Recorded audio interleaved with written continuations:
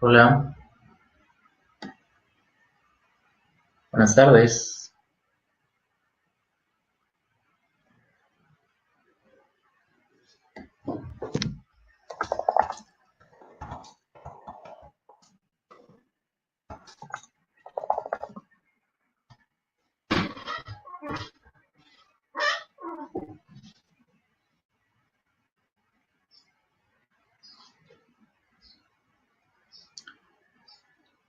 Mm, sí, oye, esto.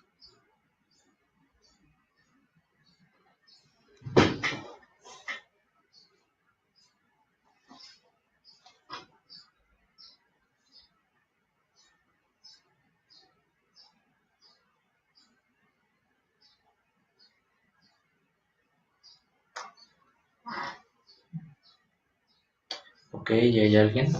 Creo.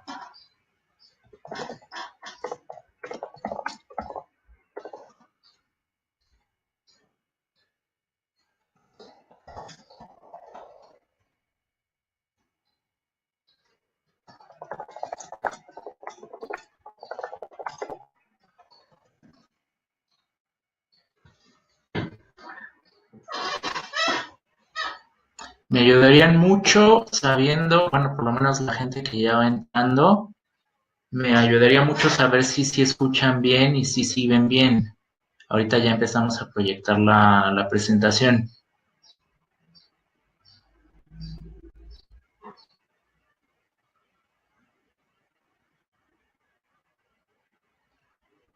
Debe de haber una función de chat de su lado también.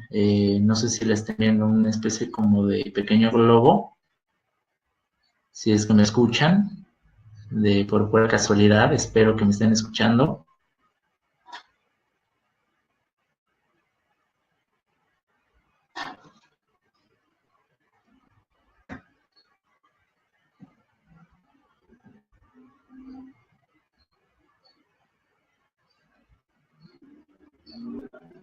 Les vuelvo a comentar, ahorita hay 4 personas. Ok, perfecto. Me dice Irma Pérez, si se escucha. Hola, buenas tardes. Me dice César Áviles, no.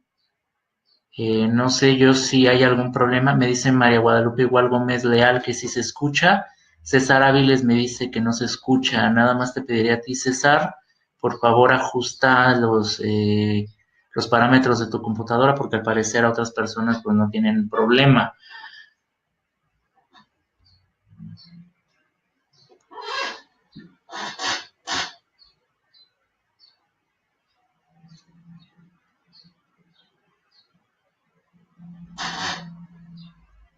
Ok, pues bueno, voy cargando la presentación para que, bueno, dice Fátima Reyes, buenas tardes, no escucho nada. Bueno, es que no sé si sea de tu computadora, pero me dice María Guadalupe Gómez Leal. Miren, de hecho voy a poner en el chat por los que no me escuchan.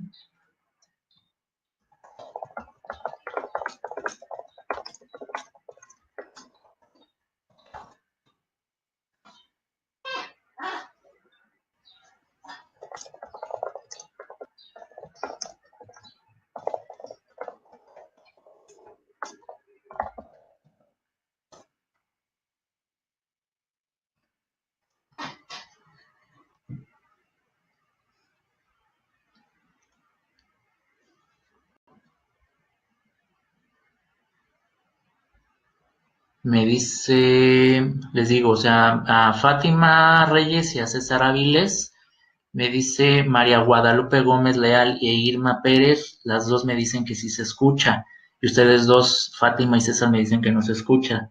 Por eso les comento, o sea, nada más revisen un poco su configuración de máquina para saber si hay algún problema, ¿no?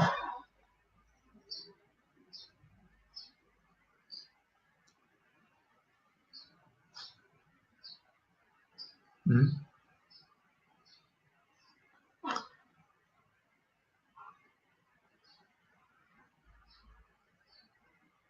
Había 5, ¿qué?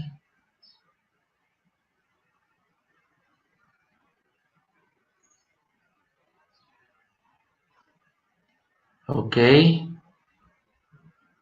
Pues bueno, a ver, les voy poniendo la presentación y me dicen si igual la pueden. Ok. Si me pueden confirmar igualmente que se puede ver la presentación, se lo muchísimo.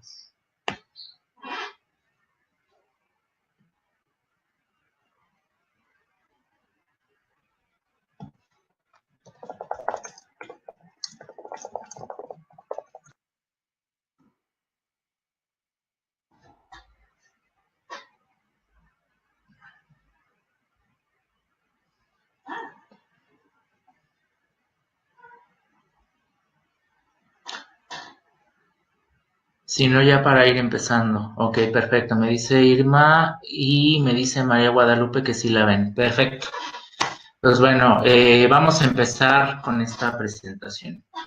Pues bueno, de entrada les agradezco su asistencia al webinar gratuito. Digo, es muy básico, no es algo demasiado complejo, digo, es una presentación de una hora, pero pues bueno, buscamos cubrir algunos aspectos básicos de COSO RM 2017 y también un poco para que conozcan de cómo es que llevamos a cabo las presentaciones en la firma, ¿no? Me presento con ustedes, soy el contador público Jesús Eduardo Mora Díaz. Un poco de mi background, quieren decirlo así, de mi CV, pues soy contador público titulado de la Escuela Bancaria y Comercial. Trabajé como auditor interno para empresas como Grupo Carso y para Grupo Herdes. Para Grupo Carso en particular, pues fui auditor a nivel Latinoamérica y pues también revisé la mayor parte de países como Guatemala, El Salvador, Nicaragua, Honduras, Costa Rica, Colombia, Perú, Brasil, etcétera.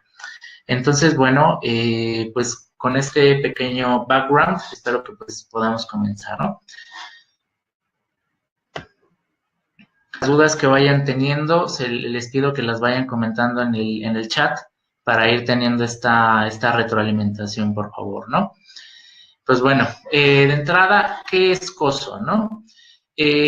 Muchos comentan directamente que es el método, ¿no? Pero realmente es como tal un comité, ¿no? Que está integrado por 5 asociaciones. El comité, por sus siglas, es el Committee of Sponsoring Organizations of the Tradeway Commission, y este comité buscó combatir al fraude corporativo con una propuesta de modelos para control interno que le propuso la mayor parte de las empresas, ¿no? Entre estas instituciones que conforman el comité de COSO, pues tenemos al Institute of Management Accountants, el American Accounting Association, el American Institute of Certified Public Accountants, el Institute of Internal Auditors, que yo creo que muchos de nosotros estamos familiarizados con este instituto, y el Financial Executives International.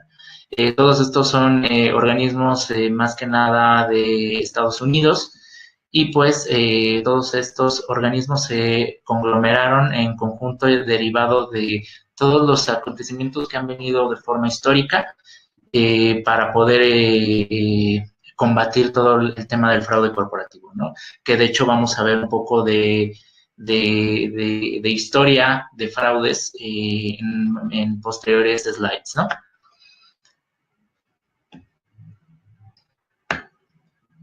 Ok. Pues bueno, de aquí que es un RM, ¿no? Hablamos de las siglas para Enterprise Risk Management, que es la gestión de riesgos empresariales, y es un proceso sistemático para poder identificar y evaluar riesgos de la empresa, ¿no?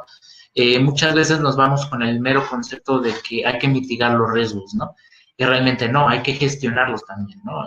Mitigar los riesgos para mucha gente solo viene siendo el propio hecho de, no sé, de contratar un seguro para poder decir, ¿sabes qué? Pues con eso le transferimos a un tercero un problema que tenemos, un tema que tenemos que resolver como empresa, y realmente no se ponen a la parte de la gestión de riesgos, que de hecho también lo vamos a ver en otro slide posterior, ¿no?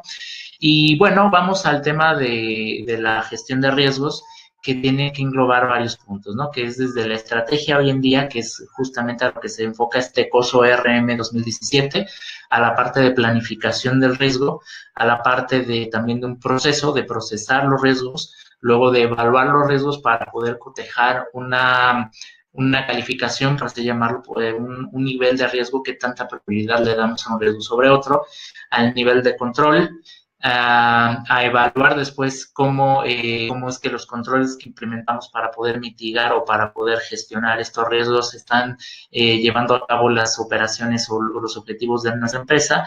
Luego, buscar una revisión de esta evaluación para poder posteriormente hacer un análisis y volver tal vez a este mismo ciclo, ¿no? De otra vez plantear una estrategia, planificación, proceso, en plan de mejora continua, ¿no?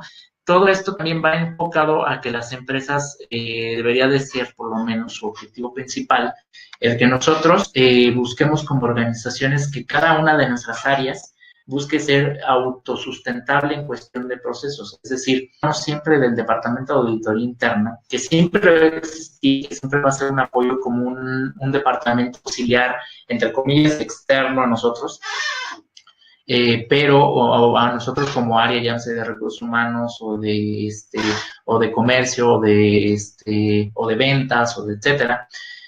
Pero la idea es que, por ejemplo, el área de recursos humanos propia con su dirección, ellos mismos se generen autoevaluaciones, que ellos mismos digan, ¿sabes qué? Quiero revisar que mis procesos estén por el buen camino, por la buena idea, que estemos dando con los cumplimientos, que estamos planteando los objetivos iniciales de la empresa, para poder nosotros como área poder evaluarnos a nosotros mismos y tener autoevaluaciones y tener pruebas propias, ¿no? Entonces, esa es también la meta también, de algún modo, de la gestión de los riesgos empresariales, ¿no? Bueno, de aquí tenemos lo que les comentaba, un poquito de la historia. Tenemos varios sucesos. Obviamente no estamos tomando todos los sucesos porque si no sería prácticamente de eso la presentación. Tenemos 1001 situaciones históricas que han pasado de fraude corporativo, pero nos estamos enfocando a algunas, ¿no? Que dieron pauta a ciertos aspectos históricos que nos fueron remontando a mejorar todo este marco de la gestión del riesgo, ¿no? Entonces, por ejemplo, tenemos que en 1987 se dio lo que llamamos el Jueves Negro, ¿no?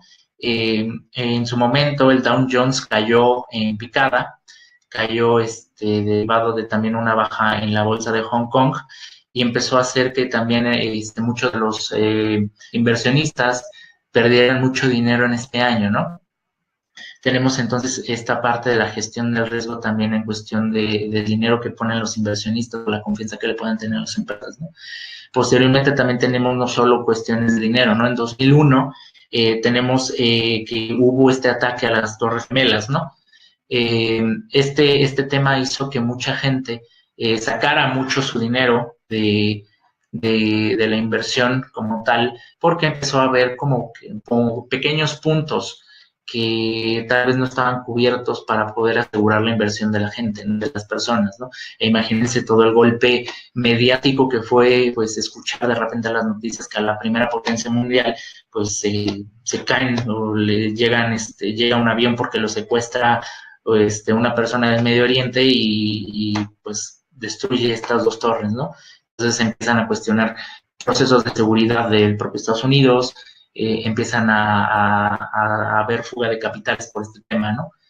Después creo que conocemos este caso, muchos de los que somos o hemos sido auditores. En 2001 hubo este caso de Enron, ¿no? Es muy, muy conocido, que estuvo englomerado también en la firma en su momento Arthur Andersen, que fue, pues bueno, en su momento fue la firma top, por encima incluso de las actuales llamadas Big Four, que son Price, KPMG, Deloitte y EY. Esta firma de Arthur Andersen pues daba su visto bueno de que todas las cifras que estaban reflejando en esta empresa pues eran correctas, ¿no? Y pues resulta que pues estaban maquillando igualmente cifras que no eran reales. Incluso hubo mucha gente que metió su inversión, su dinero. Allá en Estados Unidos están más acostumbrados a invertir su dinero directamente para pensión, por ejemplo, ¿no?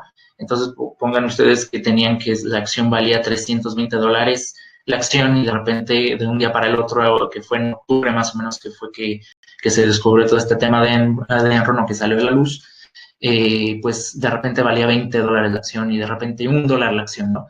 Entonces, de aquí empezamos a ver este tipo de conductas de fraude corporativo que incluso están respaldadas por, se supone, auditores independientes, ¿no? Después de este viene el caso de WorldCom en 2002, que viene más o menos por la misma línea. No me quiero poner más allá sobre este tema, este background histórico, porque más o menos es bajo la misma línea de Enron, simplemente que Enron era una empresa en cuestión más enfocada hacia los energéticos y WorldCom es más hacia las telecomunicaciones, ¿no? Pero esto dio pauta a que hubiera senadores en Estados Unidos para lanzar a una iniciativa de ley llamada la Sarbanes-Oxley, que creo la conocemos muchos, que viene más enfocada no tanto al tema de revisión de lo que está registrado en contabilidad, sino que tanto los altos directivos de una empresa estén enterados, ¿no? de lo que se está haciendo en la compañía. ¿Y cómo se dan cuenta de esto?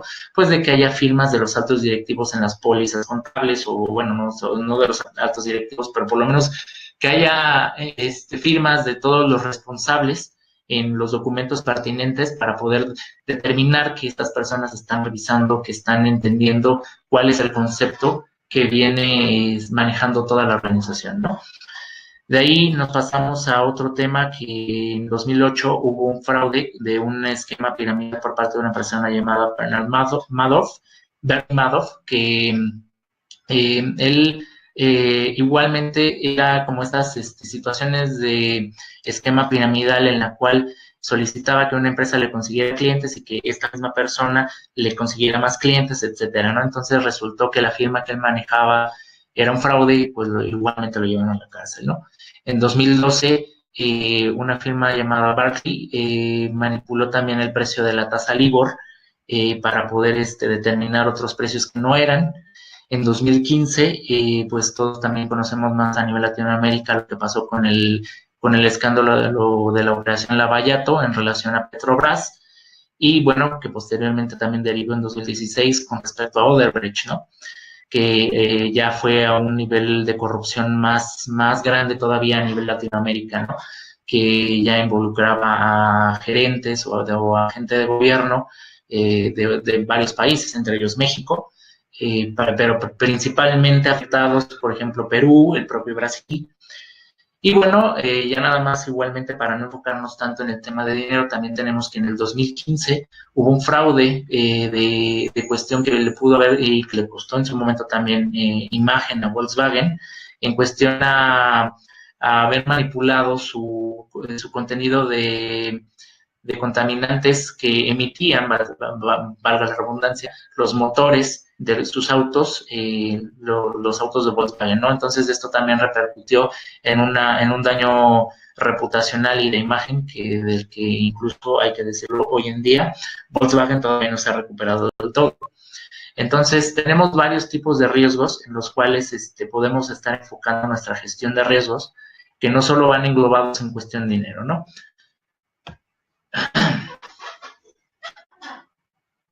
Bueno, sí hay que buscar también y plantear lo que ha sido la evolución de los CRM, ¿no? En la gestión tradicional del RM hablábamos de que la pregunta clave que se hacían las empresas era que cuáles eran los riesgos asegurables y contractuales de la organización y cómo los podíamos mitigar, pero solo se veía por mitigar ese riesgo, ¿no? Y el objetivo para poder llamarlo, entre comillas, una gestión de riesgo, era buscar mitigar los riesgos, como les comentaba hace un momento, con seguros, con coberturas, con fianzas, ¿no? Más allá no había una gestión real, ¿no? Una gestión como la que hoy en día conocemos, ¿no? Si lo vemos desde este punto de vista, pues hablamos más de un plan defensivo antes que un plan ofensivo, ¿no? Un plan para poder buscar mitigar esos riesgos, ya como tal implementar un control para poder evitar o poder confrontar estos riesgos, ¿no? Después venimos a una visión integrada en la cual ya nos preguntamos ya no solo cómo mitigarlos, ¿no? Sino cuáles son estos riesgos clave, creamos un mapa de riesgos y cómo podemos responder ante estos riesgos, ¿no? Y de ahí nuestro objetivo tendría que volver a replantearse, ¿no? Y se plantea como establecer los procesos necesarios para responder a los riesgos. De aquí, nosotros tenemos que decir de forma explícita que ya empezamos a dejar de lado el tema de la defensa únicamente y nada más depender del seguro, y ya empezar a ver más por riesgos como tal, ya enfrentarlos como tal, ¿no? Y ya de ahí la gestión estratégica, vamos a la pregunta clave de cómo tomar las mejores decisiones sobre incertidumbres y para poder llegar hacia nuestros objetivos. Ya si lo vemos así, ya pasamos de los riesgos clave a determinarlos, ahora a ver cuáles son las decisiones o cuáles son las mejores decisiones que podemos tomar para que esos riesgos clave no se materialicen. Entonces, de aquí y ahora volvemos a replantear el objetivo y se vuelve a que hay que mejorar el logro de objetivos y hay que buscar la supervisión de estos riesgos, ¿no? ¿Por qué? Porque sabemos que aunque ya tengamos determinados estos riesgos, pueden ser que incluso se actualicen, ¿no? Que volvamos a tener que replantear el riesgo de otra forma, porque pues las tecnologías se actualizan, se vuelven más sofisticadas. Dos, la gente con el tiempo empieza a buscar más formas de encontrar alguna grieta entre esos procesos que ya establecimos para poder hacer que la gente no materialice esos riesgos y encuentra esa grieta y la ejecuta, ¿no? Entonces hay que buscar volver a mitigar todas esas grietas, ¿no? Entonces ya de repente hemos pasado de un plan defensivo a un plan ofensivo. De aquí, igualmente, pues hablamos de la gestión, de lo que les comentaba anteriormente, que ya no solo hablamos de una mitigación del riesgo, ya hablamos de que también incluso podemos llegar a tener incluso riesgos recompensados, ¿no? ¿Quién lo hubiera imaginado hace tiempo cuando se planteaba de otra forma el riesgo, ¿no? Por ejemplo, podemos pronunciarnos que un riesgo recompensado nos puede dar en nuevos productos, en un nuevo esquema de precios o un nuevo mercado objetivo, ¿no? Por ejemplo, por poner ejemplo, vamos a decir que tenemos pensada una campaña para cierto producto o para cierto mercado y de repente nos damos cuenta que no está funcionando, ¿no? Que no está llegando a ese objetivo, a ese público objetivo, pero por alguna razón esa publicidad o esa venta llega a otro mercado al que de repente sí le interesa, entonces descubrimos otro nuevo mercado, ¿no? Entonces son esos riesgos que tal vez los estamos viendo recompensados, ¿no?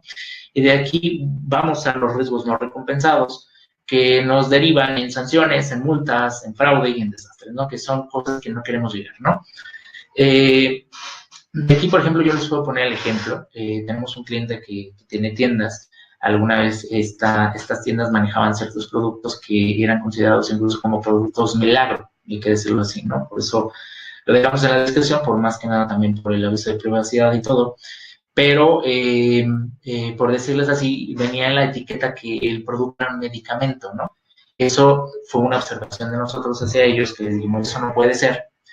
Entonces empezaron a retirar el producto de las tiendas, pero pues ustedes sabrán que para efectos del SAT hay que mandar un aviso de instrucción, etcétera, etcétera. Entonces todo el producto que tenían en las tiendas lo tenían almacenado en una de sus bodegas. Y resulta que entre el tiempo entre que llegó a las bodegas y hubo la aprobación por parte del SAT para poder hacer la destrucción, cayó COFEPRIS. Entonces, cayó la multa, ¿no? Entonces, ahí tenemos, por ejemplo, un riesgo materializado, ¿no? Pero bueno, eso es, de hecho, lo que busca el RM, ¿no? Que estos riesgos no se materialicen. De aquí les comento antecedentes de COSO, muy, muy rápido. Básicamente, en 1992 hablamos de que COSO se pone a definir incluso el control interno y ya lo define como un proceso integrado a los procesos y ya no como ese proceso que muchas veces nuestros colaboradores llegan a ver como algo más burocrático que algo que les pueda aportar, ¿no? Entonces, algo que le interesó mucho a COSO desde un inicio fue cambiar la visión, ¿no?, de las organizaciones en torno a cómo ver el control interno, ¿no? Anteriormente ya existía igual algunos procesos de control interno en las empresas, sin embargo, se veía por parte de los empleados como este proceso pesado, mecanismos que nada más eran llenar papeles, pero que no llevaban a nada, ¿no?, para la forma de ver de algunos empleados, ¿no? Y COSO buscó replantearlo para que los empleados empezaran a ver y empezaran a capitalizar como tal, como una cultura organizacional, este tema del control. De aquí que crearon el famoso cubo de Coso, ¿no? Que hablamos de que cubría principalmente 5 aspectos, que hablamos, por ejemplo, ya del ambiente de control, que es la parte cultural que tenemos que tener, vuelvo a repetir, que los empleados tienen que estar bien conscientes de la efectividad de los controles y para qué van a servir, que esos controles que estamos poniendo no es nada más porque nos gusta que llenen papeles, sino porque se busca que estos empleados, que todos en general, que toda la organización, incluido desde la cabeza, desde el CEO hasta el más abajo, pues cumplan con estos controles, con estas políticas y procedimientos para que la organización llegue a los objetivos que se propuso desde el Consejo de Administración. Después tenemos la evaluación de riesgo, que es algo que ya estamos, yo creo, muchos de nosotros familiarizados con el tema del mapa de riesgos, en el cual ya empezamos a evaluar los riesgos en torno a severidad y en torno a probabilidad. Es decir, conforme a cómo nos pega y conforme a qué tan probable es que nos pegue, ¿no? De aquí nos pasamos a las actividades de control, en la cual, pues ya como ya tenemos evaluados los riesgos que nos pueden pasar, entonces empezamos a determinar qué actividades podemos crear o designar para poder ir mitigando estos riesgos, ¿no? Para poder hacer que no se materialicen. De ahí pasamos a la parte de información y comunicación. La información y comunicación, pues básicamente es el reporteo, es donde empezamos a ver la efectividad del control y también la parte de cómo empezamos a reportarle a la organización cómo va generando los resultados este control interno y cómo va generando los resultados sobre los objetivos. Y las actividades de supervisión pues vienen incluidas, por ejemplo, las actividades de auditoría interna o las actividades de parte de las diferentes gerencias, que deben de estar al tanto de que las diferentes áreas a sus cargos pues cumplan con sus objetivos y que cumplan con las metas planteadas por área, ¿no? De aquí también tenemos la parte de la estructura de la organización y los informes que nos empieza a generar COSO por parte de lo que es la parte operativa, los informes de operaciones, la parte de los informes financieros, que va en este entonces en el COSO 1, más enfocado a soporte contable, y la parte de cumplimiento. Después de esto, pasamos a COSO 2. COSO 2 fue emitido por ahí de 2004, en el cual ya se empieza a ampliar a 8 componentes y cada uno de estos componentes va interrelacionado entre sí. Estos procesos deben de ser efectuados por el director, por la agencia, y aparte ya se empieza a manejar otro concepto muy interesante, que es la parte del apetito del riesgo. A ver, el apetito al riesgo pues viene siendo más que nada que tanto es que nuestra administración, el consejo de administración o los directivos, las gerencias, tienen contemplado soportar ciertos riesgos, ¿no? Por así decirlo, vamos a decir que igual tienes una fábrica que genera ciertos productos y que quieres repartirlo a tus tiendas, ¿no? Y para esto requieres de transportistas. Estos transportistas posiblemente o tal vez hagan alguna rapiña, ¿no? Muy sencilla, ¿no? Que se lleven uno que otro producto o entreguen las cajas incompletas a las tiendas, ¿no? Habrá compañías a las cuales tal vez les parezca un riesgo menor porque tal vez la rapiña es muy sencilla y pues puede ser que pues por lo menos sí les alcanza para tener bien surtidas las tiendas, pero no lo consideran suficientemente apto como para estar destinando tiempo y recursos a este tema, ¿no? Entonces, tal vez en ese sentido su apetito de riesgo en torno a este tema no sea tan amplio, no sea tan fuerte y no lo quieran cubrir, ¿no? Pero habrá compañías que digan, oye, claro, o sea, y aparte también, fíjate que te toca el tema de imagen y de reputación. Imagínate que alguien afuera ve que uno de los transportistas está agarrando algo de la caja de donde está entrando, entonces imagínate que luego solo lo suben a Facebook o cualquier cosa, se vuelve viral, entonces empieza a haber más situación de este tipo, ¿no?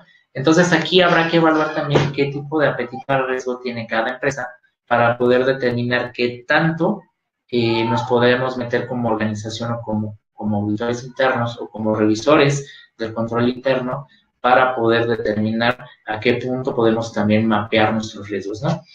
Bueno, ya de aquí, pues tenemos que los puntos que cambian sería, bueno, el ambiente interno se mantiene, el establecimiento de objetivos tal vez no era muy puntual, pero ya se llevaba a cabo. Muchos de estos puntos ya se llevaban a cabo incluso desde COSO 1, sin embargo, no estaban formalizados en un papel, entonces ya lo quisieron poner como tal en el informe COSO. De aquí venía la identificación de eventos, la evaluación de riesgos, que ya veníamos igualmente también identificando. La identificación de eventos viene siendo, por ejemplo, ya cuando se están ejecutando en la operación ciertas actividades y empezamos a detectar ciertos eventos que pueden ya derivar ahora sí a la evaluación del riesgo, ¿no? Vemos que un evento se presenta y vemos que tiene ciertos riesgos ese evento y ya pasamos a la evaluación del riesgo. Luego, la respuesta al riesgo, cómo vamos a responder en torno a ese riesgo, si lo vamos a responder con una política, un procedimiento, una normativa, lo que sea, ¿no? La actividad de control, ahora sí ya la ponemos en papel, ponemos la política o procedimiento como consideramos que debe de ir, la información y comunicación, y luego el monitoreo. Como lo venía planteando anteriormente, pues ya viene también la parte de la entidad, la división, la unidad de negocio y la subsidiaria, según cómo vaya la organización de la empresa. Puede ser que algunas cosas le apliquen a una entidad y a otras no. Y bueno, de aquí también venimos a la parte del reporteo. La parte del reporteo, pues viene a la parte de reporteos estratégicos, donde ya no se están reportando qué tanto está funcionando la estrategia del control interno, la estrategia del riesgo que se está implementando, la parte de los informes de operaciones, los informes igual financieros y la parte del cumplimiento. Luego viene COSO 3. En COSO 3, pues ya hablamos de que por ahí del 2003 igual tratan de adoptar algo muy similar a COSO 1 y sin embargo conserva la estructura organizacional de COSO 2, ¿no? Lo que veíamos de entidad, división y todo esto, pero retoma a simplificarlo a los mismos puntos de ambiente de control, evaluación del riesgo, actividades de control, información y comunicación y actividades de supervisión. Sin embargo, incluye 17 puntos fundamentales en su desarrollo, que de hecho muchos de estos puntos los ha adoptado ya igualmente COSO RM 2017 y los vamos a ver a posterioridad. Bueno, y ya de aquí tocamos lo que es la parte ya como tal de COSO RM 2017. Aquí ya COSO RM 2017 igualmente lo simplifica a 5 puntos en los cuales nos vamos a enfocar. Si los vemos de algún modo u otro, igualmente vienen arrastrando muchísimas cosas de COSO 1, 2 y 3. Pero tienen algunos enfoques distintos. Empezamos con la parte de gobierno y cultura, que viene siendo lo que incluso en su momento fue el ambiente de control, la estrategia y establecimiento de objetivos, que podría ser también la parte de evaluación de riesgo, que ahí viene englobado, pero también viene con la parte de COSO 2 que veíamos de establecimiento de objetivos. Vemos el riesgo en ejecución, que aquí vendría siendo en parte las actividades de control, la información, comunicación y reporteo, que viene siendo lo mismo de los otros COSOs, y la revisión, ajuste y monitoreo, que viene siendo las actividades de supervisión. Pero vamos a ver en específico también los puntos principales fundamentales de COSO RM 2017. Tenemos que, bueno, la parte de gobierno y cultura, pues tiene que ajustar lo necesario para dejar claro a toda la organización la importancia del control interno y hay que establecer responsabilidades, ¿no? La cultura debe de enfatizar también la parte ética, algo que tal vez no estaba tan definido, pero ahora en COSO RM 2017 ya lo pone explícitamente, debe de estar dentro. Obviamente se tenía como implícito que debe de venir también la parte ética dentro de las organizaciones, pero ahora se quiere reforzar más en COSO RM 2017. De aquí, pues, algunos puntos, que de hecho ya los vamos a ver más adelante, va a ser, pues, definir las conductas deseadas por la organización. Habrá conductas que querramos que la organización siga conforme a los valores éticos de la organización, conforme a, tal vez, si tenemos un código de ética que tenemos como organización, si nosotros dictamos que tenemos que ser, no sé, que uno de nuestros valores es ser constantes con el cliente, pues entonces una de las conductas que tendrá que ir enfocada en el control interno, pues tendrá que haber controles y políticas enfocadas a esa constancia, ¿no? Que haya esa simbiosis y esa sinergia en torno a la ética propiamente establecida por la organización, ¿no? También tenemos que hay que reforzar la parte contable y los procesos internos. Hay que verlo así como, incluso por algo nosotros como contadores, tenemos tal vez este expertise de poder llevar también la parte de control interno. ¿Por qué? Porque sabemos que muchos de los reportes financieros que nos caen a nosotros nos son un gran apoyo para poder revisar la parte de control interno. Si nosotros empezamos a ver que un gasto se está saliendo de control en el balance, en la balanza de comprobación o en el estado de resultados, pues de repente podemos decir, ¿sabes qué? Pues entonces hay algo en el control que no está funcionando, ¿no? Entonces hay que revisar el control porque algo se nos está saliendo de control y tal vez descubrimos que, no sé, que no hay un control donde en los viáticos no se le está sellando a las personas, no sé, que se van de viajes por comisiones de venta, no están sellando debidamente con la gente de crédito, de cuentas por pagar, pues sus documentos para poder pasar a tesorería la solicitud de reembolso de viático, ¿no? Y tal vez ahí se nos está saliendo de control ese tema del gasto, ¿no? Entonces, hay que reforzar los controles y hay que reforzar los informes financieros que nos bota la propia contabilidad y nos bota también nuestro personal de contabilidad para poder ir detectando estos temas de control interno y reforzarlos. Hay que tener muy en claro este tema, ¿no? ¿Por qué? Porque hay luego muchos contadores que creen que nada más la parte de la contabilidad es suficiente, y no es cierto. La contabilidad se sujeta mucho del control interno. Si el control interno no está bien, por más que tú sigas NIFS o IFRS o lo que sigas en cuestión de normativa financiera, pues igual va a seguir estando mal, ¿no? Entonces, si no está bien la parte del control interno, pues no podemos decir que nuestras finanzas estén bien y por ende, igualmente, la parte fiscal, la parte de impuestos, pues tampoco estaría bien, ¿no? Y de aquí hablamos también de que atraer, reforzar y desarrollar al personal con talento es un punto importante que está tomando también ya esta parte de Gobierno y Cultura de Código RM 2017. Algo que muchas veces las empresas dejan de lado es que tal vez tienen un personal con talento, ¿no? Tienen a una persona que tiene aptitudes, que está demostrando, que tiene constancia. Y tal vez la organización dice, qué bueno que estás cumpliendo, pero esa es tu obligación porque te estamos pagando, ¿no? Y no es cierto, ¿no? La organización tiene que dar esas señales de que nosotros, como organización, queremos a esos empleados que estén con nosotros, retenerlos con nosotros y que trabajen todavía más fuerte para nosotros. ¿Por qué? Porque queremos darles incentivos para darles a entender que van por el camino, ¿no? Que están haciendo las cosas bien. Entonces, hay que buscar reforzar y desarrollar a nuestro personal con talento. Y aparte también hay que mandarlos a capacitación. Otra cosa que muchas veces las organizaciones dejan de lado, ¿no? Que muchas veces decimos, ¿sabes qué? Es que nos cuesta dinero mandar a fulanito de tal a curso, ¿no? Y tal vez necesitamos que fulanito de tal refuerce una habilidad, ¿no? ¿Por qué? Porque nos va a ayudar a nosotros a final de cuentas como organización.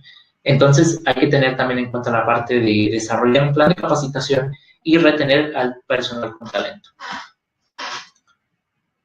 La parte de estrategia y establecimiento de objetivos. La organización debe de tener muy clara esta visión sobre el apetito de riesgo, lo que comentábamos anteriormente, ¿no?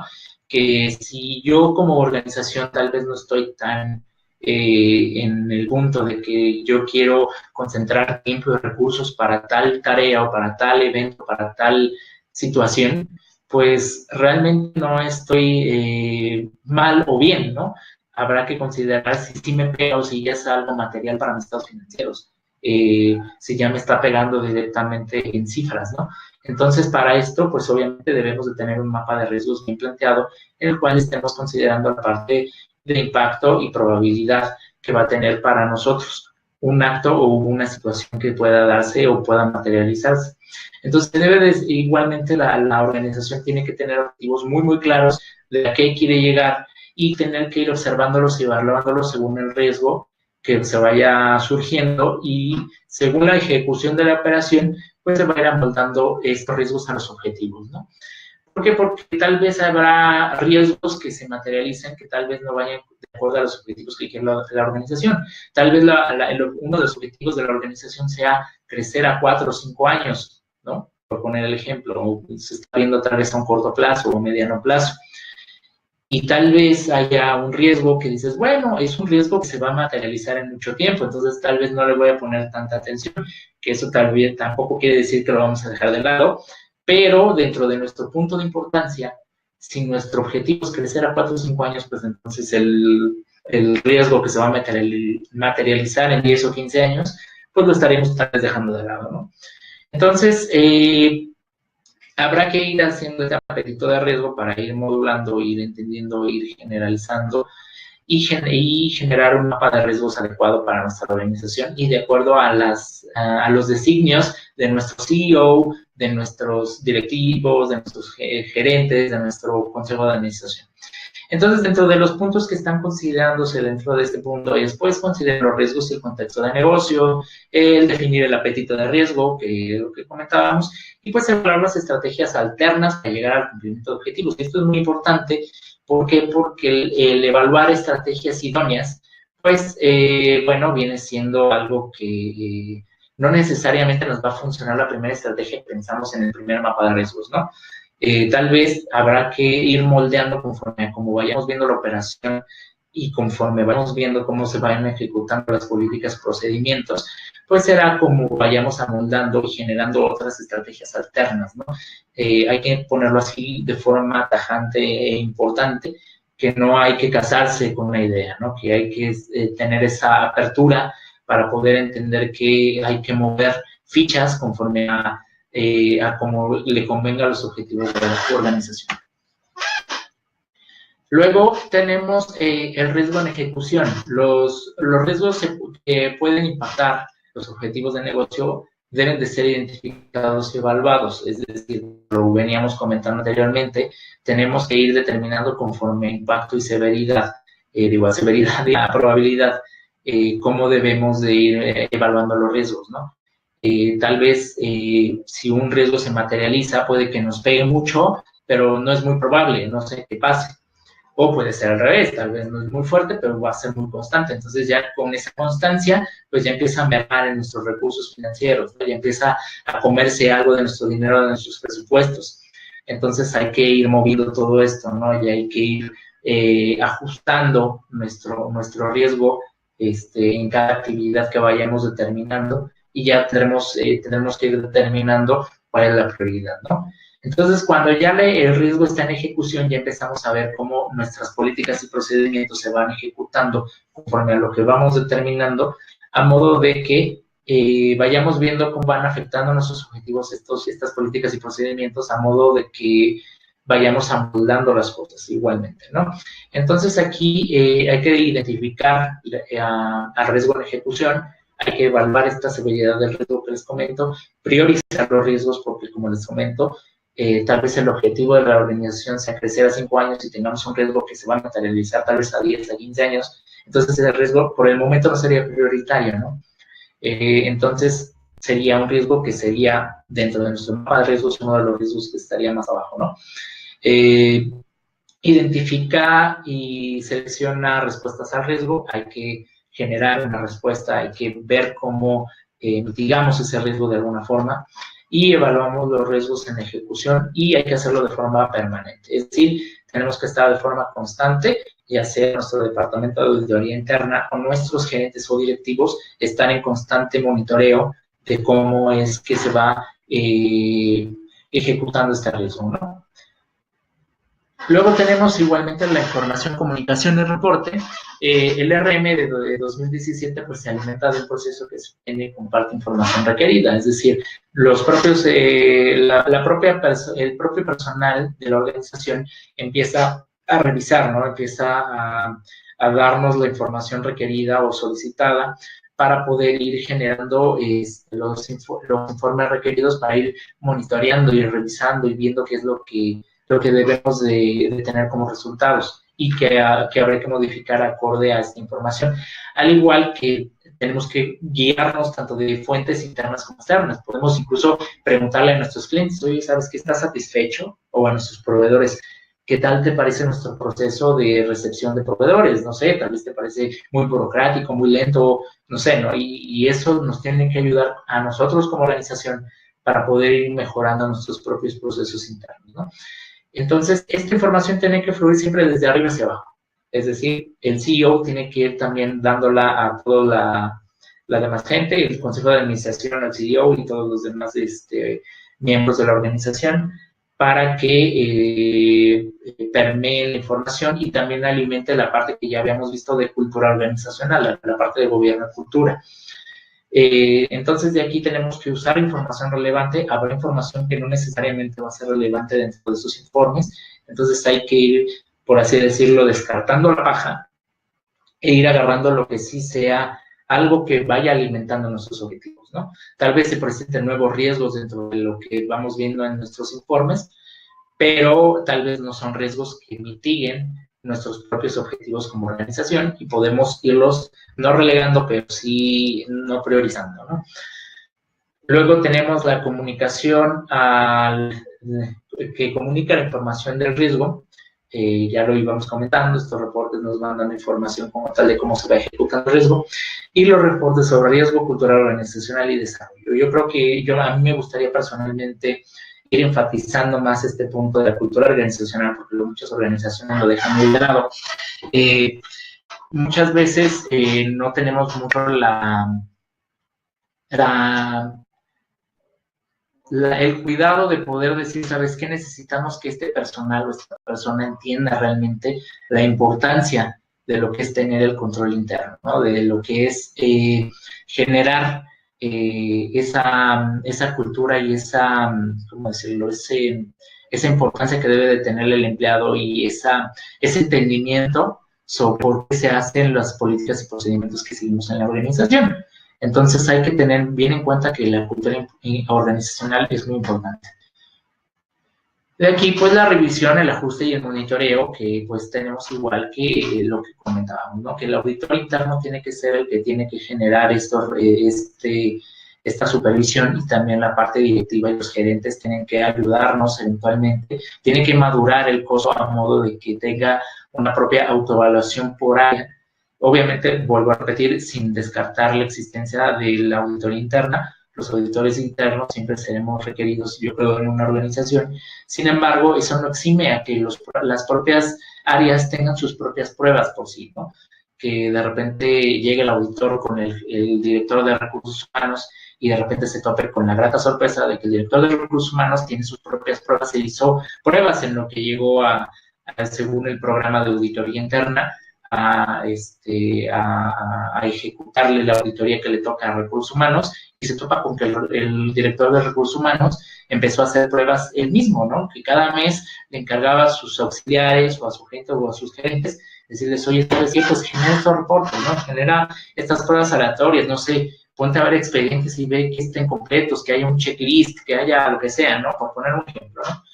Entonces, esta parte de revisión, ajuste y monitoreo tiene que ir tanto de la parte de auditor interno como incluso de los propios, de la propia organización, de los propios miembros de la organización. Entonces, de aquí, pues también hay que contemplar que puede haber cambios sustanciales y puede haber un monitoreo de la gestión de riesgos empresariales.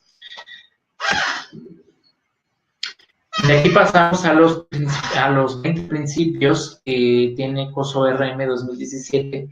Empezamos por la parte de gobierno y cultura. La primera sería que la junta directiva ejerce supervisión sobre el riesgo.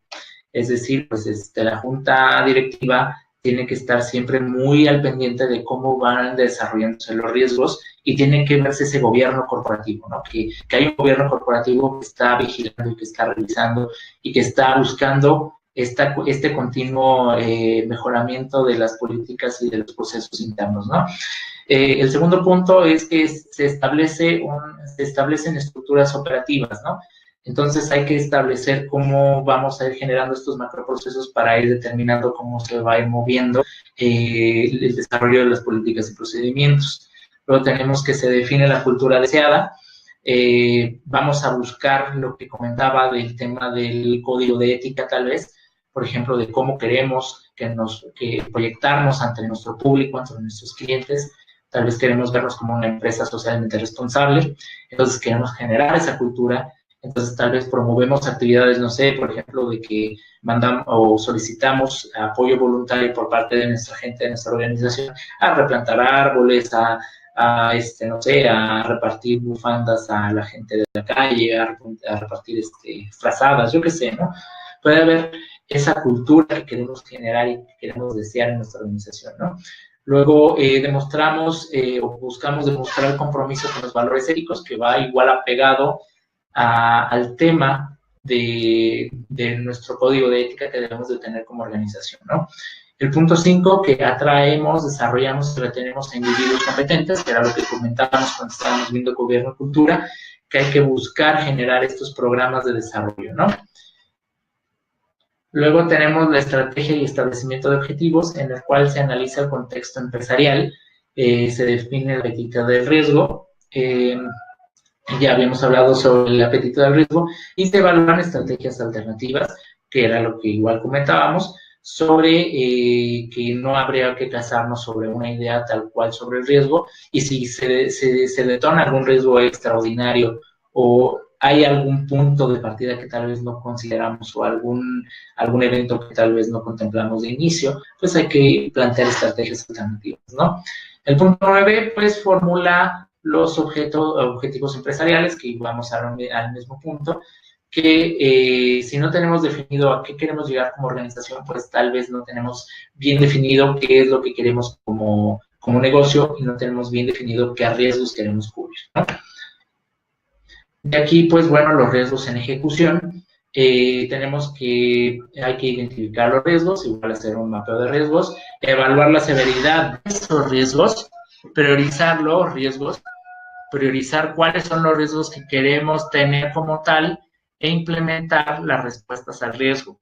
Hay que tener respuestas bien definidas para lo que queremos para este riesgo, en caso de que ya tengamos nuestro mapa de riesgos definido. Entonces tenemos que tener en el mapa de riesgos, saber cómo vamos a responder ante eso, ¿no? Desarrollar el portafolio de riesgos, esto es básicamente la parte del mapa de riesgos. Y nos vamos también a información y comunicación y reporte, que es que aprovechemos la información y la tecnología. Hay que aprovechar los programas con los que cuenta la organización, hay que aprovechar, por ejemplo, los ERPs con los que goza la organización, la información que nos puede dar estos programas informáticos para ir desarrollando nuevos reportes y generar la normación que nos va a generar nuevos estatus sobre el riesgo y sobre cómo se están desarrollando las políticas de procedimientos. Hay que generar comunicación de los riesgos de información. ¿Por qué? Porque también incluso puede haber riesgos sobre la propia información que nos llega en los propios reportes. También hay que cuidar esa parte hay que tenerla bien en cuenta, que la información que nos tiene que llegar debe ser veraz, no puede ser errónea, tiene que buscarse ser la más veraz posible, con tal de que pues podamos tomar las mejores decisiones, que era lo que veníamos platicando al principio sobre gestión de riesgo, que era ahora la gestión de riesgo estratégica. La gestión de riesgo estratégica ya busca ahora más cómo tomar la mejor decisión, ¿no? Entonces, este punto es muy importante, que hay que tomarlo en cuenta. La información que nos comuniquen nuestros programas informáticos o nuestro propio personal de la organización debe de ser lo más veraz posible y debe de ser lo más detallado posible también, para poder tener a completo todo el detalle y poder desglosarlo al momento de poder hacer el desarrollo de los riesgos, ¿no? Luego tenemos el punto 17, que son los informes sobre riesgo, cultura y desempeño, que viene siendo igual a reforzar el tema de gobierno y cultura, a modo de poder ir generando este desarrollo organizacional, ¿no? Y luego tenemos finalmente los últimos 3 puntos, que sería la evaluación y los cambios sustanciales, la revisión de riesgos y el desempeño, y proponer mejoras en la gestión de riesgos empresariales. Creo yo que más allá no hay mayor pierde, igual ya se trató en las otras diapositivas. Y bueno, ¿qué es lo que se pretende con esta nueva actualización? Ya como último punto, pues, se pretende que haya una mayor comprensión del valor de la gestión del riesgo para definir y ejecutar la estrategia, es decir, se busca que haya mejor comprensión por parte no solo de los que buscamos ser supervisores del control interno, también de toda la organización. Esto es una prioridad de este curso 2017. Una alineación entre desempeño y gestión de riesgos, es decir, buscar esta parte de analizar el riesgo y aparte analizar su desempeño y alinear las dos partes para que haya una mejor respuesta y un mejor análisis para una mejor respuesta.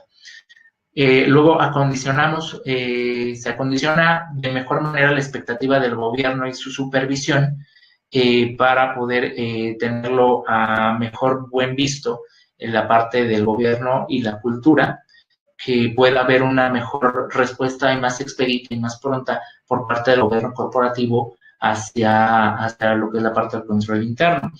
Se reconoce la globalización de los mercados y las separaciones, así como el incremento de la volatilidad, complejidad y ambigüedad de los negocios.